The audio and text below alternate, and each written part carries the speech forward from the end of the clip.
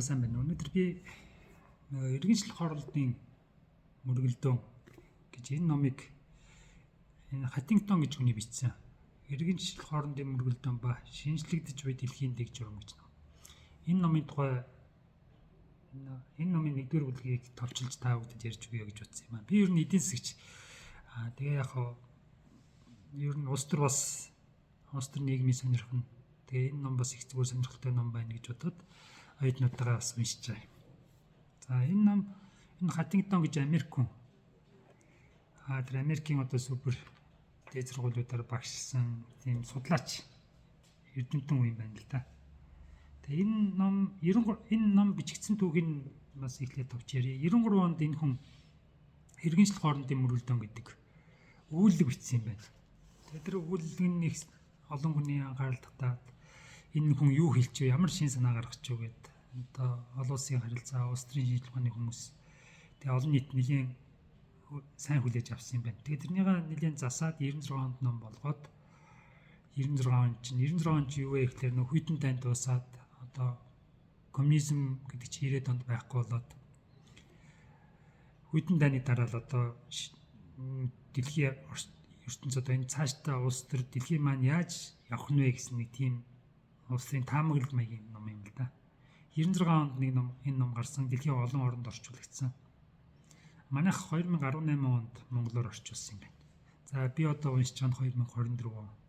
30 жилийн өмнөх ном гэсэн үг шүү дээ. Энэ Хатингтон гэж хүний ном. За энэ номын 1-р бүлэг. За энэ дээр яг тэр нэг хүйтэн тань дуусаад энэ олон улс цаашдаа энийг замбраагүй байдал цаашдаа яах вэ гэсэн тийм яриа одоо тэр бодлого тавьж штийн номын зорилго нь тий. За тэгээд тэрний дараа нь болохоор за 2001 онд 9 сарын 11-нд Америкийн тэр худалдааны төвөөлдөг Нью-Йоркт байдаг. Тэр хоёр өндрийг одоо террористууд онгоцоор дайр сунгаасан штэ.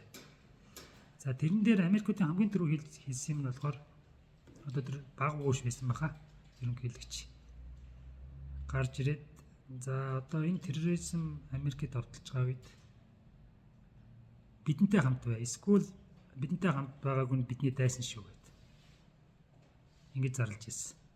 За тэд нэр бас тэр үед Америкуудаас юу гэж ярьж байсан гэхээр бид эрхчлөөг эрхэмлдэг бусд нь эрхчлөөг үтэн яздаг ч юм уу. Ер нь дэлхийг ингээд нэг хуваах маягтай настай мэддүүдийг хийж байсан. За 94 онд юу болсон бэ гэхээр за Югославт муслимууд тэгээд нэг үнэн алдарт ингээд Оросын талын сэрүүд Югославийн дотроо тийм олон улсууд байсан. Тэд нар хоорондоо байлдаж байгаа. За тэр муслимын талыг нь болохоор Сауди Араб, Турк хэмжээд наадлын тэр серб талыг нь болохоор адилхан шашинтай Оросууд дэмжсэн. За 94 онд болсон бас нэг үйл явдал Мексикод Америкт юм жагсаал хийсэн юм байна. Мексикоос орж ирсэн хууль бус цагаачд. Тэгтээ юу гэсэн гэхээр Америкийн одоо тэр цагаачд өгдөг боловсролын дэмжлэгийг багасгалаа энийг болгоё гэдэг. Тэгтээ Мексикийн далбааг барьж жигсэн гэж байгаа. Тэр Югославд болсон цуглаан ч гэсэн тэр дайны өмнө цуглаан янз бүрийн болоход Сауди Арабын Туркийн далбааг барьж жигсэж байна Югослав хүмүүс. Америкт байгаа Мексикууд Америкийн засгийн газраас мөнгө авахын тулд одоо Мексикийн далбаагаа барьж байна. Иймэрхүү нэг сонин үзэгдлүүд болж байгааг энэ хүн тайлбарлаж байна л да. За тэгээд коммунизм задрахлаар ч одоо ингээд бид хинбэ гэж эргээд одоо энэ коммунизм задралаа хүйтэн тань дууслаа 90-ад оны үйл явдлыг дүгнэх гээд байна л да. Юу болох вэ гэдэг одоо ингээд бодох цаг ирчээд. За тэгээд энэ 20-р зууны түүхийг ингэж харуулж. За энэ зурган дээр харагдах нь үгүй юу? За 1920-ад оны байдал гэдэг. Дэлхийг. За энэ цагаанаар зурснууд нь барууных нь хараад зурснууд нь бусдууд. Дэлхийг бол ингэж хувааж болно. Өрнийн орнууд ба бусд орнууд гэж ингэж хувааж ирсэн байна. За 2-р газрын зураг. Хүйтэн дайны үе 60-ад онд За энэ дээр болохоор хав хар нь болохоор чөлөөт ертөнц, саарл нь бол коммунистууд, цагаан нь болохоор эвсэлт үл нэгдсэн орнууд гэдэг. Ингээд гурав хувачих. 90 оноос өмнөх тэр 2 дугаар дайны дараах үеиг шүү дээ. За 90 оноос хойшхыг болохоор ингэж 6 хаваачих. Иргэншлэлээр хуваагдана улсууд. Иргэншлэлгээд гол нь шашин гэж үзэж байна л да. За 3 4 5 6 7 1 2 3 4 5 6 7 9 хуваацсан юм шүү. За нэгдүгээр өрнийхэн Латин Америк, Африк, Исламын улсууд, Хятадууд, Энтэг, Үнэн алдартай буддистууд, Япон гэдэг. За энд Монгол хаан байна гэхээр мэдээж тэр буддист гэдэг нэг тэнтэг цагаанаар. За бидний таны үед бас Монгол хаан байх уу? Мэдээж коммунизмын хаан гэдэг энэ Оросын далайн донд энэ дотор нэг саарланд харагдахгүй. За 20-д донд юу гэхээр өрн бусд гэдэг тэр англи. Өрнөөс гаднах процесс ингэ борцсон байгаа шүү дээ. За тэгээд иргэншил гэдгээ наадах ч бас ингэж хэлж байна. Овг угсаад ингэж байна. Овг гэж одоо хэдэн овгууд хоорондоо байлдаж гэх юм овг гэж байгаа. Тэгээ угсаадан болоод шашнаараа нэгдээд үндэстэн болоод тэгээ иргэншил. Хамгийн амар нь болохоор одоо тэр барууныхныгаа хэлж штэ. Одоо тэр христийн шашиндаа төсгөлсөн.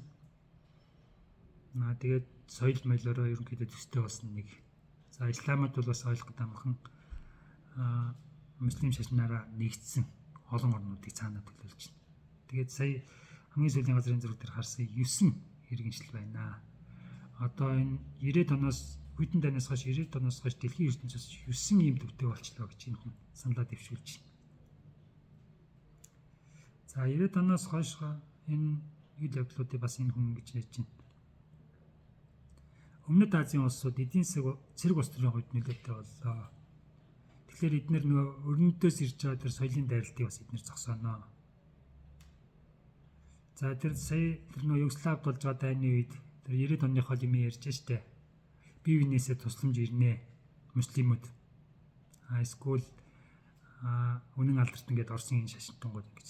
За энэ болохоор зөвхөн 90 оны юм биш. Одоо жишээлбэл 2024 он гэтэл яг одоогийн байдлаар ч гэсэн тэр араб ертөнцийн муслимууд тэгээ Европ тэр барууныхан гэсэн маягтай ерөнхийдөө ингээд хуваагдчихад байна шүү дээ. За энэ Украины дайн ч гэсэн адилхан. Украины зүүн тал нь болохоор Орос талдаа, баруун тал нь болохоор барууны дэмжлэгтэй ингээд бас нэг юм яг тэр иргэншил хоорондын мөргөлдөөн гэж энэ хүний хэлж байгаагаар л баг болж байгаа юм шиг санагдаад байна. За цаашдаа уг хоорондын байлдаан бол тэгэл зогсчихно. Нэг жижигхэн байлдаан шүү дээ тэр чинь эдийн засгийн хүч байхгүй. Зэвсгэн дуусаад хүн ялглуулээгээл иргэншил хоорондын байлдаан бол зогсохгүй. Энэ бол маш том дайн болно. Тэр дэлхийг сөйрүүлж магадгүй гэж энэ хүн ингэж таамаглаж байна.